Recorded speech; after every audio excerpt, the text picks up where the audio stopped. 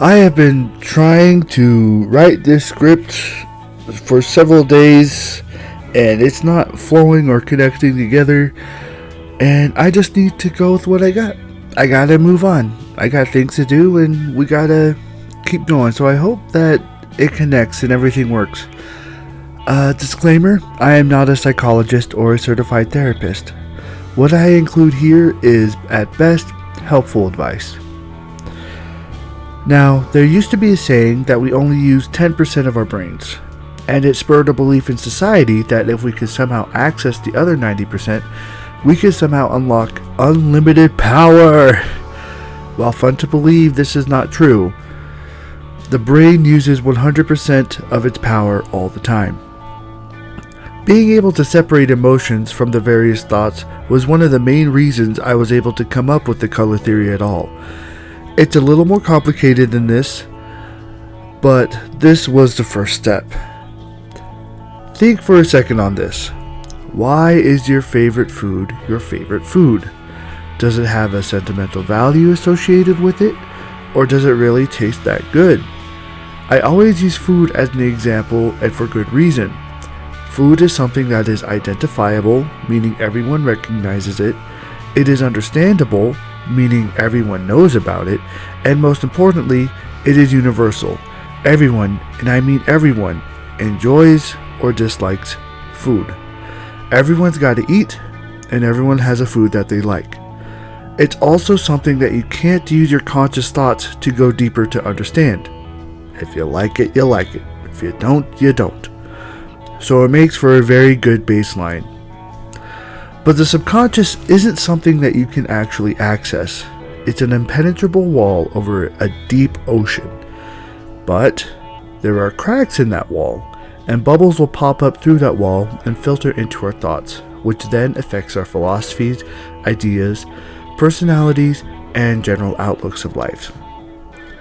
For example, if you're someone who is a die-hard fan of Friedrich Nietzsche and the philosophy of nihilism, and that nothing matters, so what's the point, there is a high chance that you're depressed, even if the conclusion seems logical and the points seem sound. But why is this? Well, overly simplified, every aspect in the brain is connected to everything else in a giant web. All of the processes are happening all the time simultaneously. As much as we would like to, we can't fully separate our logical conclusions from our emotional ones. For example, the equation 2 plus 3 equals monkey will feel true. Why can this feel true? Because it looks and feels good. The system makes sense because the emotions say the system makes sense. A better example, the equation 2 plus 2 equals 4.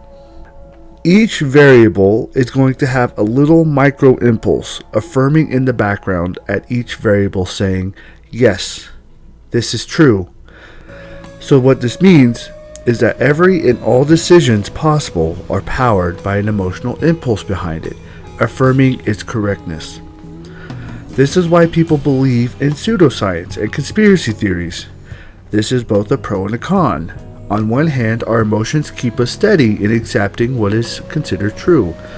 On the other, it keeps us stubborn, believing something false. The only difference between what is right and wrong is whether the variables align with perceived reality or not. Ever wonder why people start believing in nonsense science, like the Flat Earth Society, for example? It's not directly out of stupidity, it's out of emotional rationality.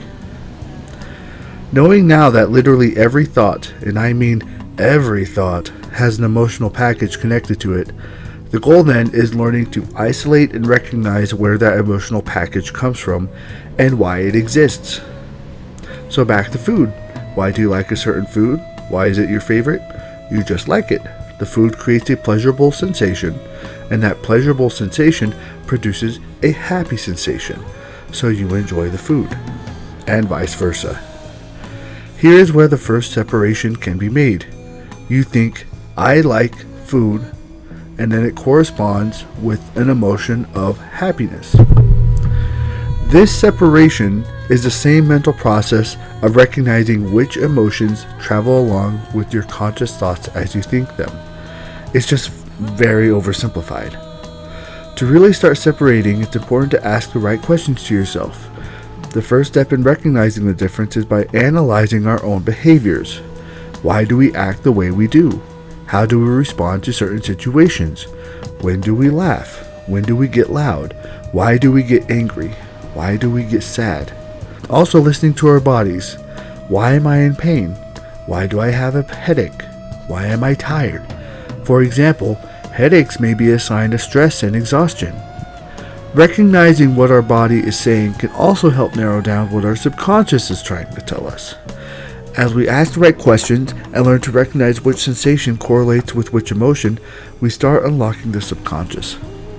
With enough practice, we can eventually trace our thoughts and emotions backwards towards a core thought and or emotion that caused you to ask the question in the first place. You'll recognize when you hit the core thought when your questions start changing and you experience doubts. Was that actually my thought?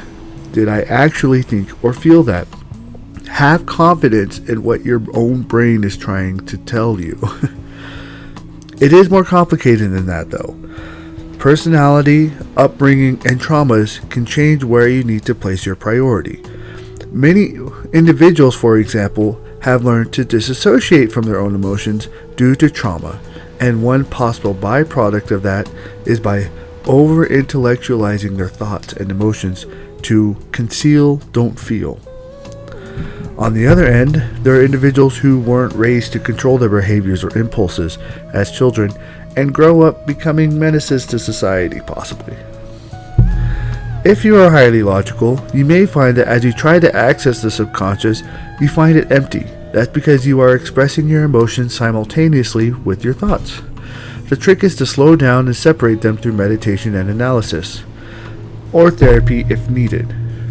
Whereas some people are on the opposite end and are highly emotional. Instead of trying to access emotions, they instantly feel them and explode. The reverse is that individuals need to slow down and consciously and logically try to separate them in the moment. Take a moment before responding and ask, why do I want to do this thing? You can also do this through meditation and analysis. If you notice, there is a balancing act where you want to be able to both recognize your emotions, feel them, and then be able to control the flow of where and when they need to get out. However, there is a safe way to do this, and that is through meditation. Meditating will allow you to subconsciously process and access your emotions far more safely and will align the parts of yourself more effectively. And if you're religious, prayer works the same way, because prayer is a type of meditation. But meditation isn't the only way. Any simple act of trying to change to help yourself understand yourself a little more will help drive your attention towards yourself. If you want to learn to understand yourself, the brain will find a way to help you make it happen. And if you need to, it's always nice to have a friend who's willing to help you along the way. But this isn't everything. Being able to separate emotions and thoughts is the first step. Once you can do that, you can then start understanding more about how personality works. And the next video will be on personality. So stay tuned, and thank you for watching.